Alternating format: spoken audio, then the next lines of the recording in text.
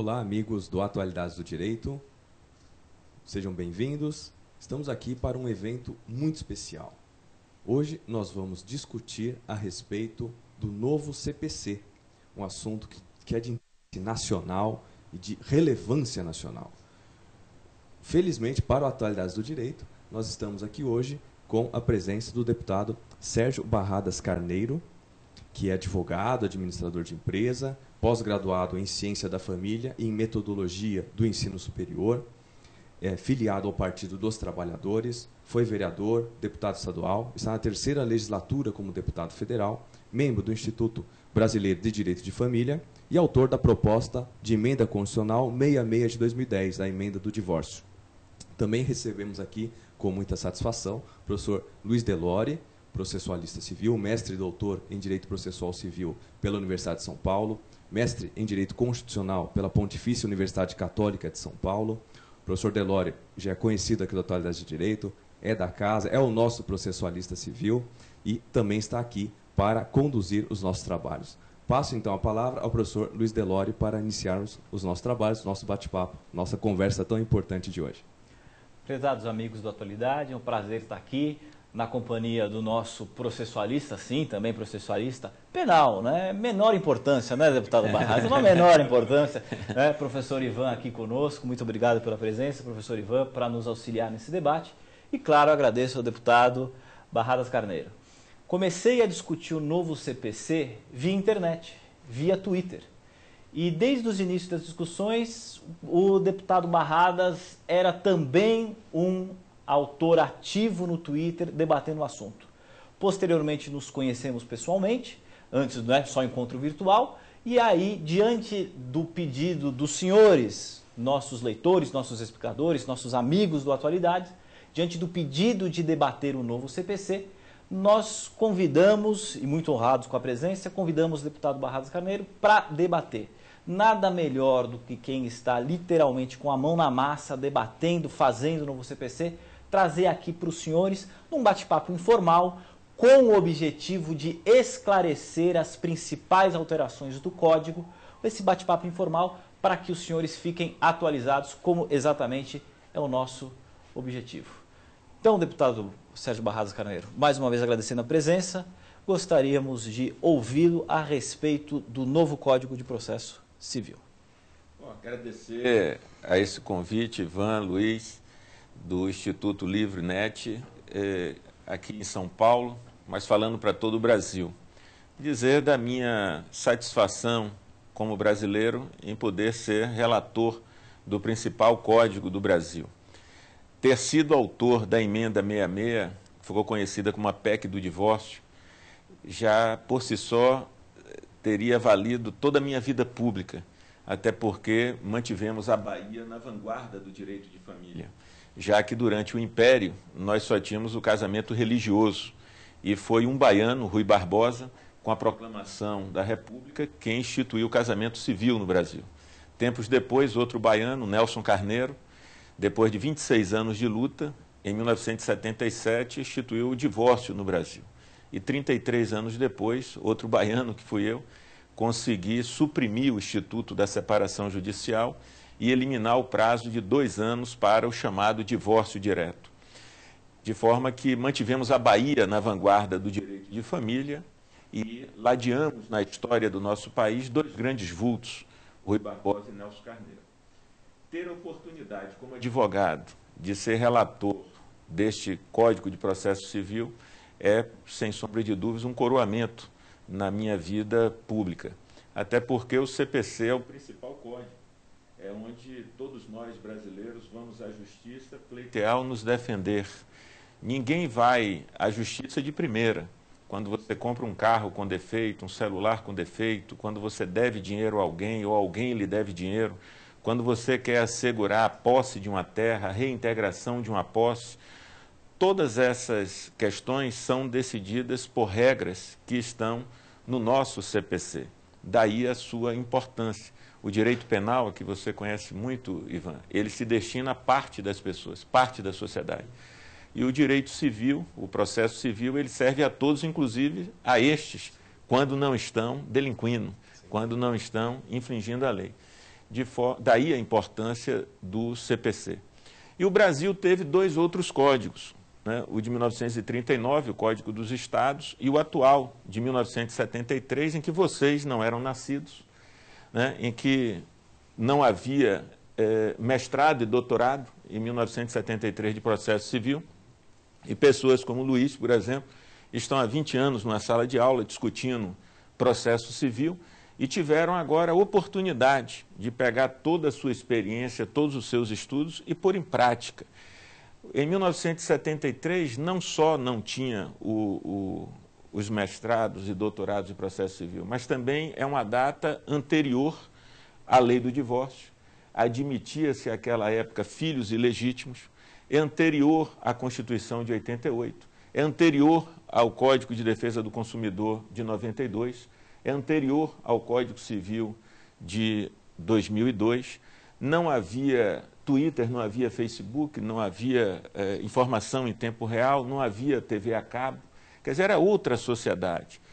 Por todas essas razões, pelos avanços tecnológicos, científicos, culturais, sociais, essas mudanças que o mundo experimentou, e sobretudo o Brasil, é que se justifica se elaborar um novo CPC. Até porque o atual foi atacado por mais de 65 leis e perdeu justamente o principal atributo que um código deve ter, que é a sua sistematização. Nós temos, portanto, a oportunidade de oferecer ao Brasil um código moderno, contemporâneo ao século XXI. Perfeito. E, deputado, em relação ao código em si, ao projeto relatado pelo senhor na Câmara, dentre as diversas alterações, nós vamos destacar aqui algumas que consideramos as mais importantes. Então, eu gostaria que o senhor iniciasse falando na própria questão da estrutura. Vale lembrar ao nosso espectador que o código atual ele tem a divisão em livros, livro 1, processo de conhecimento, livro 2, processo de execução, livro 3, processo cautelar, livro 4, procedimentos especiais e livro 5, as disposições finais e transitórias. Deputado, qual seria a principal inovação do que diz respeito à estrutura? O que a comissão propôs em relação a inovações quanto a isso? A introdução de uma parte geral, que o atual não tem. O atual código fala muito em má-fé. O novo CPC vai falar, sobretudo, no princípio da boa-fé e no princípio da cooperação. Porque nós queremos fazer uma travessia para a conciliação, a mediação, trazer a arbitragem também como elemento do novo CPC e queremos privilegiar a possibilidade da extrajudicialização. Hoje, como eu disse, se você compra um carro com defeito ou se você deve um dinheiro a alguém, esse alguém vai na sua casa 3, 4 vezes, vai buscar os seus familiares que têm maior ascendência sobre você para tentar resolver o problema dessa dívida. Ninguém vai de primeira para o judiciário. E nós temos hoje uma estrutura no Poder Judiciário brasileiro que favorece, em tese, quem não tem razão, né? Quem tem razão termina prejudicado por essa demora.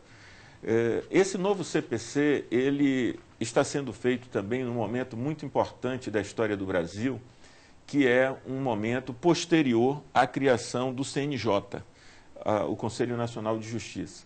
Graças ao CNJ, nós passamos a ter uma radiografia do judiciário brasileiro. E ficamos sabendo, por exemplo, que em 2010, de cada 100 processos que ingressaram em juízo, 70 não foram resolvidos no mesmo ano.